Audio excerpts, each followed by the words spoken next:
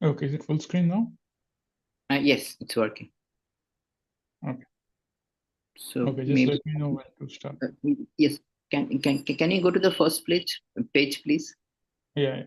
Yes. Okay. So welcome everybody back for our second talk.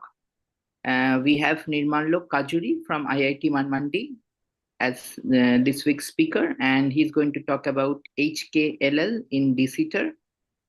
And let us begin. Okay, thank you, Anish, and thank you for inviting me for this talk.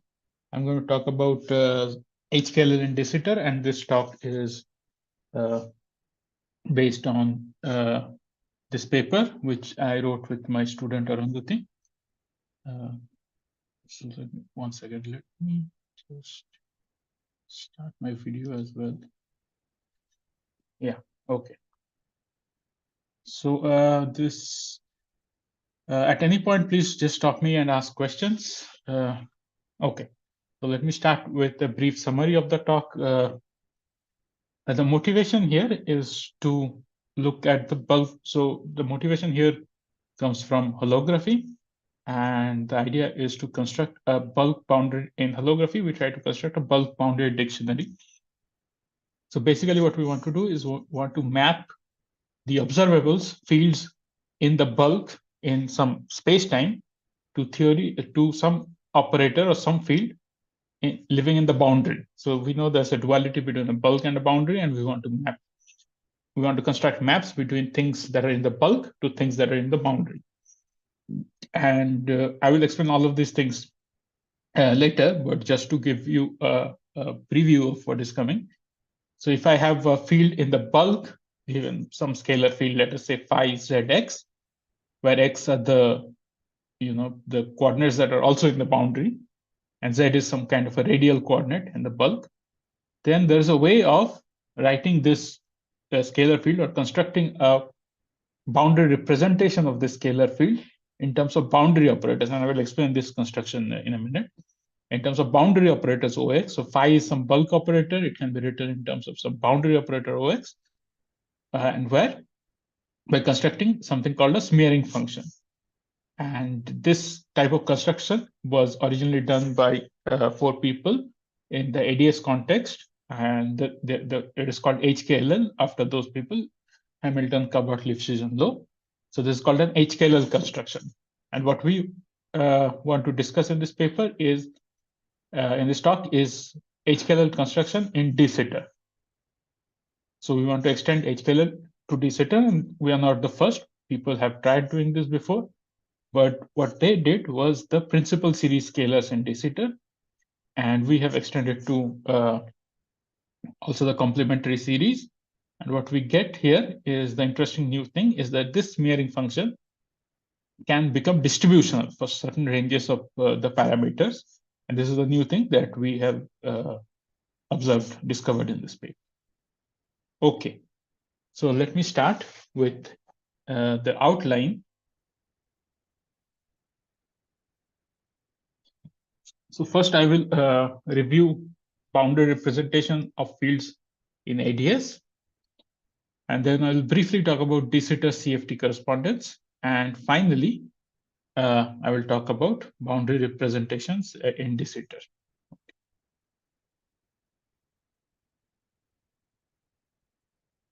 Okay, so let's start by talking about boundary representations in ADS.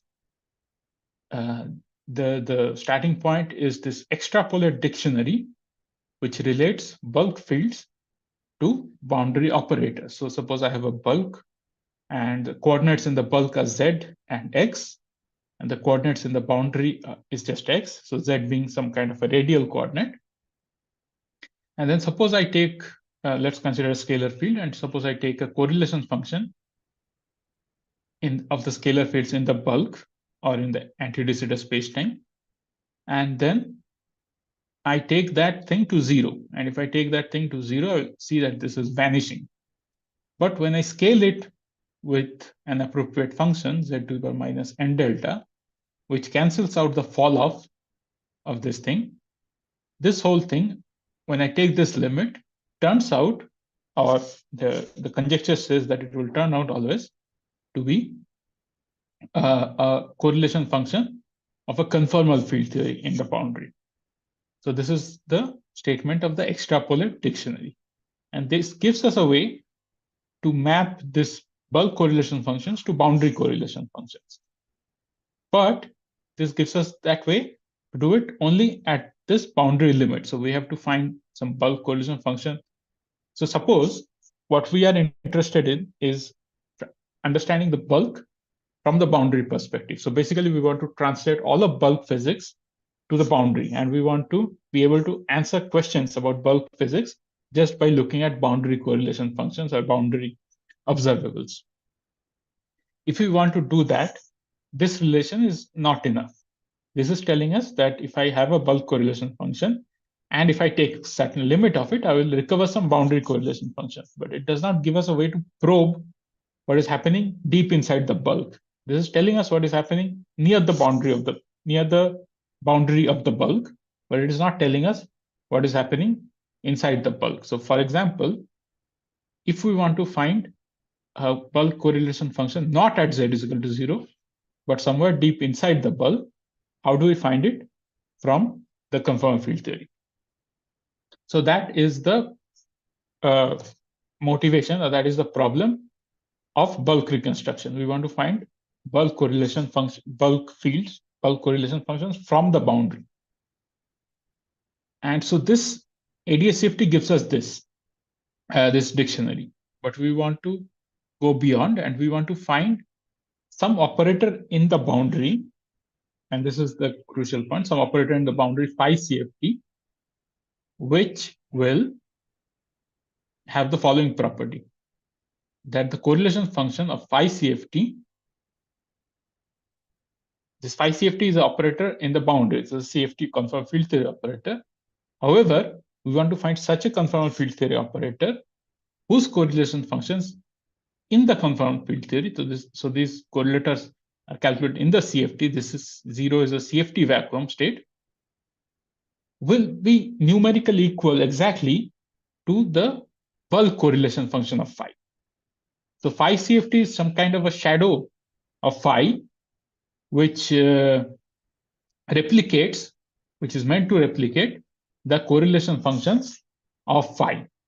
So this is the thing we want to construct, and such phi CFT is what we will call the boundary representation of a bulk field phi. So we want to construct a phi CFT. Okay, so at any point, please stop me and ask questions.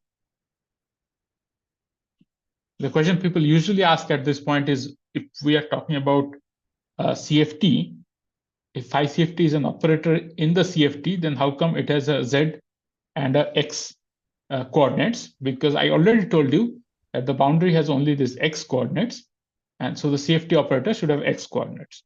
And that is exactly correct. The CFT operator have only x.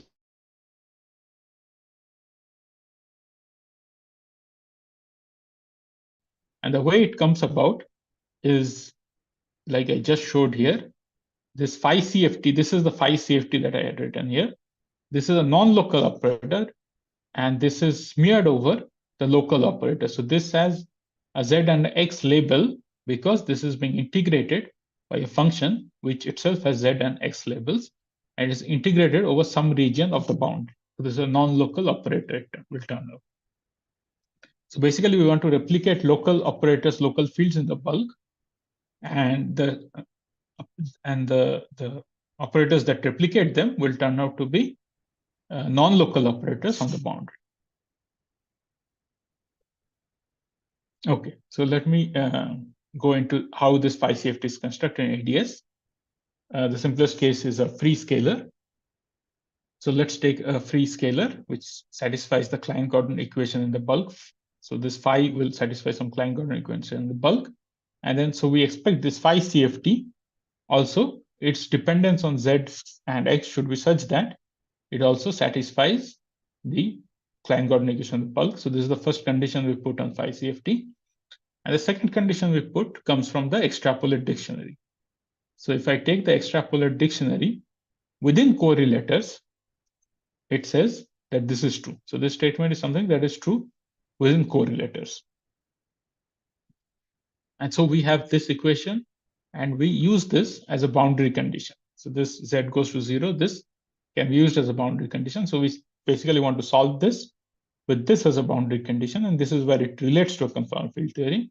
And then we will get something like this, the equation that I just showed. So then we get some kind of smearing function. This looks like kind of like a green function type problem. And this is a similar type of solution. And we have this, where these are primary operators in the conformal field theory. This is some smearing function, and this is integrate over. So this whole thing is a non-local operator in the boundary conformal field theory. And this smearing function, there's a formula for it. It is given by this, where these f's are f e to the power kx are the normalizable mode solutions in the anti-de Sitter space for the field phi. So if I solve this equation, I will get a normalizable and non-normalizable. There are two independent solutions, because this is a second order equation, and one of them is normalizable. The other one blows up at infinity. We discard that. We take the normalizable solutions, the one that does not blow up at infinity. And basically, we take a Fourier transform of it. So this e to the extra e to the power minus kx prime is taking a Fourier transform of this object. And then you have some factor ck, which is simply the boundary limit of the mode function. So the ingredient that goes into the construction of this smearing function is basically just the boundary mode function. Basically, sorry, the bulk mode function, the normalizable modes in the bulk. Once I have these normalizable modes in the bulk, I can take this limit and construct this. And I can take basically some kind of a Fourier transform of this while dividing by this. And I get the smearing function. So the input basically is the boundary, is the bulk modes, the normalizable modes in the bulk. So I have to solve Klein-Gordon equation, and I have to try to find this smearing function. There are several approaches to how to construct this smearing function. There's a green function approach, which I won't go into. There's also a symmetries approach, which is kind of orthogonal to it, by Uguri Nakayama. This is also the green function approach, also by the same original people, HKLL. And then there's the upshot of this is, and there's some mode function approach, which we will use, which I will review later. And the upshot of this, when you do this, you find something interesting, which is that this bulk correlation, this smearing function is non-zero only on certain points of the bulk. It's not of the boundary. So this smearing function that we have here, this smearing function turns out to be non-zero only for certain values of the x prime, which is the bound. And the particular values are, suppose you have a point x in the bulk where you're trying to construct the field. So you're trying to construct phi x. Then the smearing function corresponding to phi x will be non-zero only on those boundary points which are space-like separated from x. So the support of the smearing function phi x are all the points as shown in this picture, which are space-like separated from the bulk point, capital X. And similarly, support of a smearing function of some point y will be all the points which are space-like separated from y. And this example shows ADS2. In higher dimension ADS, it looks a little bit different because the boundary looks like a cylinder. So you take a bulk point and you look at all the points on the boundary which are space-like separated from it, and the smearing function will be non-zero on those points. Okay, so this completes the review of HKLL construction in anti-de Sitter space. So if there are any questions from this point, please ask.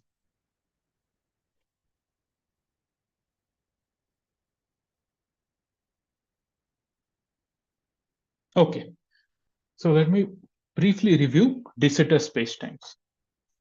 So de Sitter spacetime kind of, is the opposite of anti-de Sitter. Instead of z, you get time eta.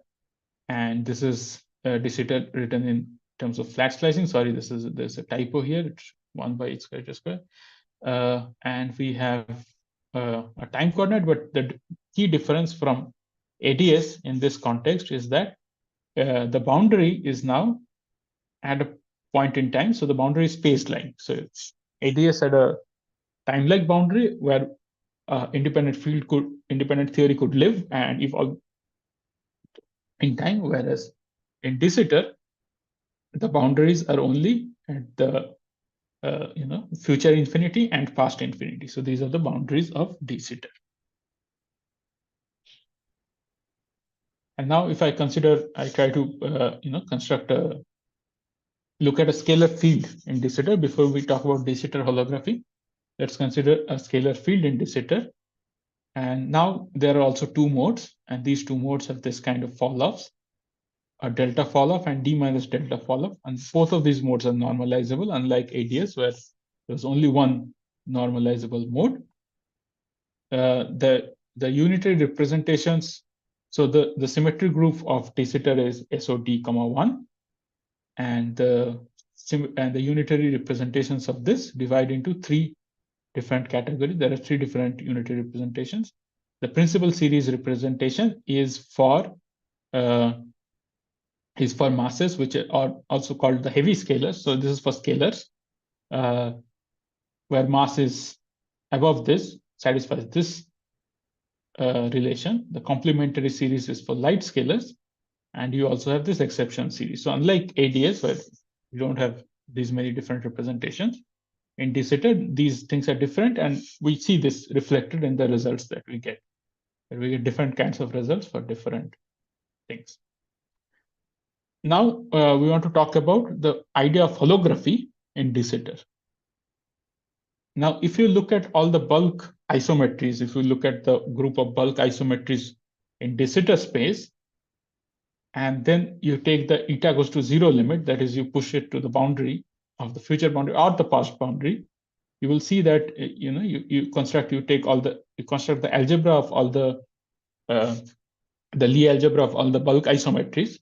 You will see that in this limit they look like conformal symmetries. They look like conformal symmetries SOD1 on a plane, on a space-like plane. So the Euclidean conformal symmetries SOD1, and if I take this field phi, where I was calling this O deltas and OD minus delta as fall-offs, as the coefficients of the leading order fall-offs, then these things transform as conformal primaries of dimension delta and d minus delta under the bulk isometry. So if I look at how these guys transform under the bulk isometry, the scalar transforms like a scalar, but how do these fall-offs transform?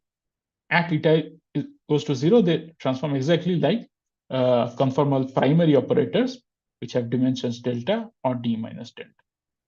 And this kind of hints at the possibility of maybe there's a ds-CFT duality, where these operators are dual to the bulk fields. Just like for the ADS case, we saw there's a scalar field and there were conformal primaries which are dual to those scalars. These operators seem also to be, there's a hint that this might be dual to the scalar field living in the bulk, and there might be some kind of a ds-CFT duality. However, although people have been working on it for 20 years, we do not have a microscopic statement of ds-CFT duality, or indeed any kind of clear understanding of if such a duality exists. However, in this talk, we will assume that there is some kind of a ds-CFT duality, for which our work, maybe if such a ds-CFT duality is discovered, then the boundary representation that we will construct will be useful in that context. So a quick summary of differences between ds-CFT and ADS-CFT. So this is the CFT on Euclidean boundary at time-like infinity for de Sitter, whereas CFT on the Lorentzian or time-like boundary at the space-like infinity for ADS. For a single bulk field phi, there are two dual operators, O delta and OD minus delta, whereas a single operator dual to a bulk field. In this case, we have a unitary or non-unitary CFT. This is not very important for us. A lot of efforts in going from ADS-CFT to ds-CFT has this idea of just translating the anti-de Sitter space to de Sitter space using a weak rotation, and some results go through, but some other results don't. So one has to be careful about which results go through. So it's not always correct. Not all results translate this way. Okay, so this completes again my review of DSC, brief review of DSCFT, the ideas around it. And now I'm going to go into the results. So before that, let me once again, pause for a second for any kind of questions. Sorry, just one small curiosity. Yes. So when you assume the CFT DS duality, do Yes. you also need to assume supersymmetry, or is it generic? We don't assume supersymmetry, I think. I mean, for our purposes, we don't assume much. We just assume that there is some CFT which will be dual to the de Sitter. And so we assume that there is some. So here you see this O's are just fall off coefficients of the leading order and subleading order fall off of this bulk field. What we assume is basically there is some Hilbert space where these are operators, Okay, so that's what we assume. We already know that these transform under the bulk isometries at eta is equal to 0, like conformal primary. So we assume there is some Hilbert space where there is some representation of SOD1 symmetry, and where these are operators in that Hilbert space, and they have a specific transformation property under the SOD1 symmetries in that Hilbert space, which is like how primary operators in conformal field theories transform. So that is all the assumption that we are making. But even if we don't make those assumptions, the problem that we solve is basically like a classical problem of. I will discuss what the problem is. But so that is the only thing we assume. Does that answer your question? Yes, thank you. Oh, good. Any other questions?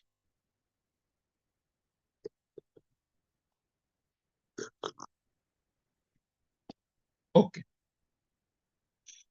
So now what we want to construct is a boundary representation of scalar field in de Sitter. So let me go into the preliminaries of this before talking about our work.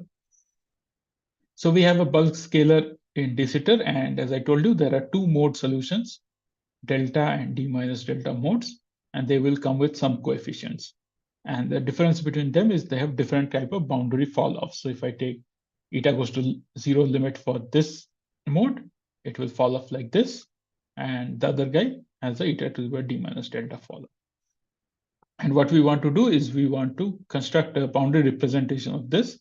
So basically, we want to do this separately for phi delta and phi d minus delta using this kind of. So remember, the way we were doing this was use the Klein-Gordon equation and use this kind of condition as a boundary condition. So we just want to do that separately, take the Klein-Gordon equation and use this as a boundary condition to solve an equation like this to find the smearing function, basically. So that's the problem. So simple problem, simple to state. And it was already done by Xiao in 2014, where he found this smearing functions in de Sitter using something called a green function method. But what he had done was for the principal series scalars or the heavy scalars. Now I'm taking h is equal to Hubble parameter as 1.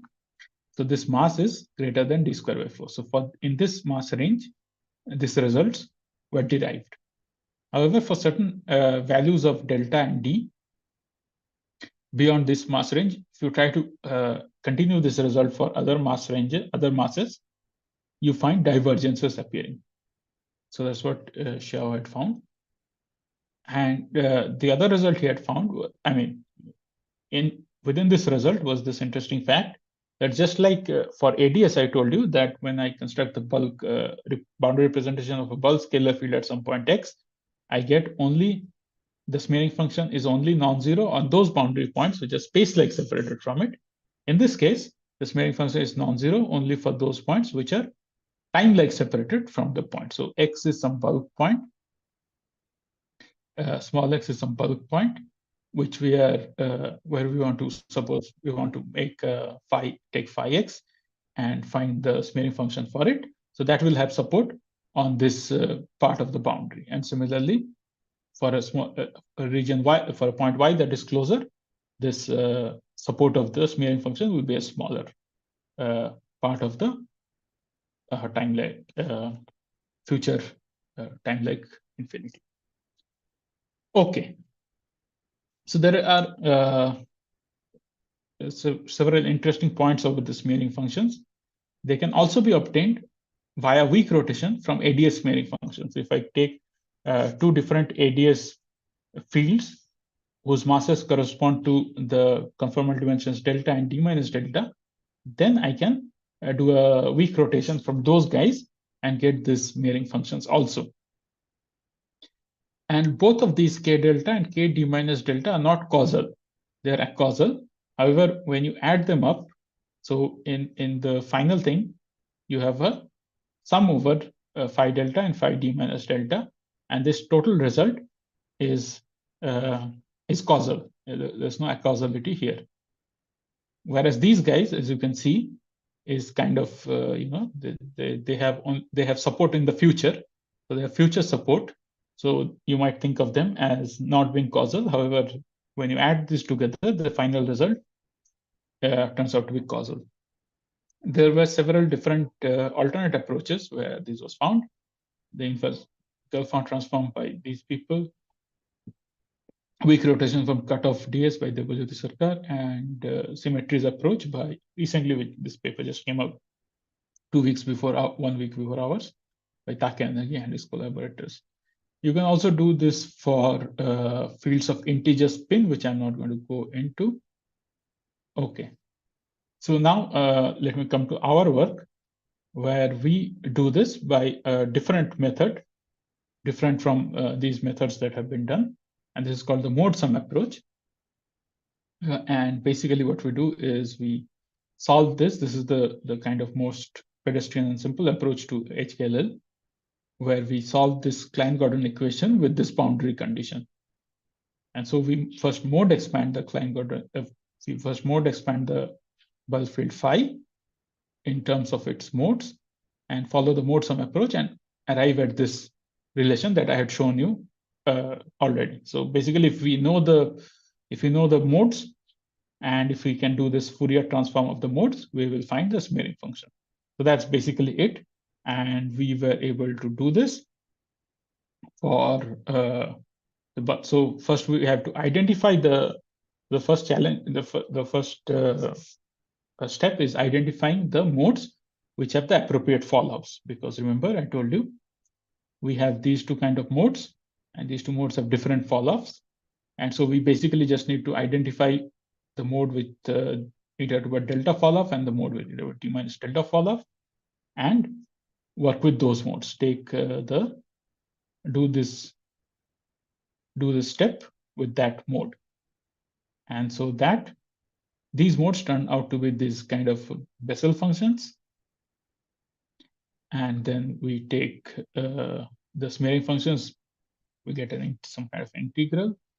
And these have an interesting connection to math. These integrals are known as this Weber-Schaffertling type integrals. The Weber-Schaffertling type integrals, there's some considerable literature in math on these. And they are integrals of this form. So the multiple of these functions with some coefficient, with some polynomial here. They only have analytic expressions when the real value of lambda is greater than -1. And when it is less than -1, the result becomes distributional. However, the good news is that distributional expressions for these integrals are available for certain parameter ranges. And these are all math papers where for different kind of asymptotic expansions or different ranges, they found distributional expressions for this. So in the range where the solutions are analytic, what we found was that the smearing function is given by integral of this kind. And so in the range where the solutions are analytic, so that is the corresponding to this lambda greater than -1 range, our smearing functions match with those obtained earlier for non-integer delta. So we have this kind of smearing functions for non-integer delta. So it is the same as what Xiao had found. And for certain ranges of mass and dimension where it is not analytic, the smearing function becomes distribution and has a hurried expression that I won't show you. However, this is a result that extends the previous result. So now we know why we were getting those divergences, why Xiao was getting those. One of the reasons that Xiao was getting those divergences was that can also be seen from this Weber-Schaffelin integrals, that when you go to this range, you are expected to get results which are distributional. Thankfully, in some ranges, there are closed form expressions available. And for integer delta, so there are two different cases, integer and non-integer delta. We get an expression like this, where again, there were some divergences found previously in this case, which goes away for us in the odd dimensional spacetimes. However, for even dimensional spacetimes, this smearing function vanishes simply because you have this sine pi d by 2 minus 1, where d is the spatial dimension. So in even spacetime dimensions, this smearing function vanishes, and we don't exactly understand what this means. This could be a limitation of the method. There are similar issues in HKLL in ADS also, that in odd dimensional spacetimes, the green function method doesn't give the right result. Here it seems the mode function method that we have used may not be appropriate for the even dimensional spacetime. This needs more work. So basically, smearing functions have been, so let me summarize, this is the end of the talk. Smearing functions have been constructed for scalar fields of all masses and also massless fields with integer spin, which I didn't talk about. I just quickly flashed a slide here.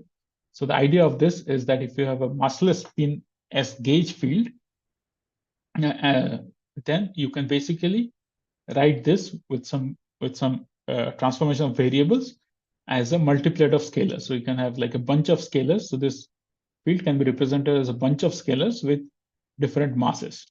And so this is basically, we already know how to do boundary representation for scalars, and this just maps that problem to this problem. So we get, so however earlier there were some issues with those mass ranges, which are now been resolved. Okay, before summary, let me also quickly, since I have 10 minutes, let me also quickly talk about the choices of vacua. So solutions of Klein-Gordon equation that we got at these constants here have to be fixed, and they can be fixed with different choices of initial conditions. So these are fixed from different choices of initial conditions, which correspond to different choices of vacua. So in de Sitter, there is, unlike Minkowski space, there is no unique vacua in de Sitter space. There is the usual one people use. There are good physical reasons for using the Bunch-Davies vacuum, but this is not unique. There are other states which are also invariant under de Sitter isometries, and these are called alpha vacua. So there's a class of states called alpha vacua. So de Sitter vacua, the Bunch-Davies vacuum corresponds to this particular solution. So you put the kind of boundary conditions you do, and you get this solution. And this is the Henkel function. This corresponds to a Bunch-Davies vacuum, whereas the alpha vacua are linear combinations of this Bunch-Davies mode solution and its conjugate. And all of these are invariant under de Sitter isometries. And so using this relation of Henkel function with the Bessels, we get the boundary representation for corresponding to Bunch-Davies vector. So we had already found the k delta and k d minus delta earlier, but we can also fix the coefficient here using the boundary conditions.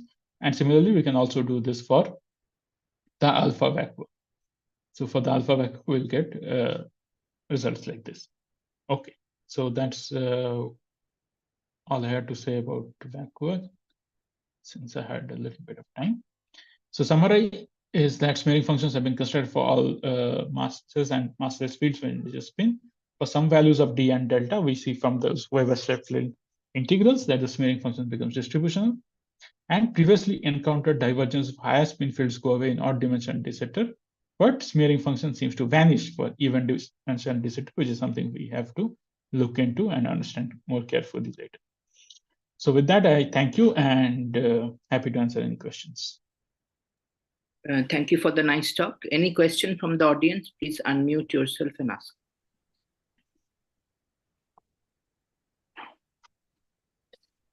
Okay, I have one small thing to ask. That is, so what happens for non-integer spins, like for fermions?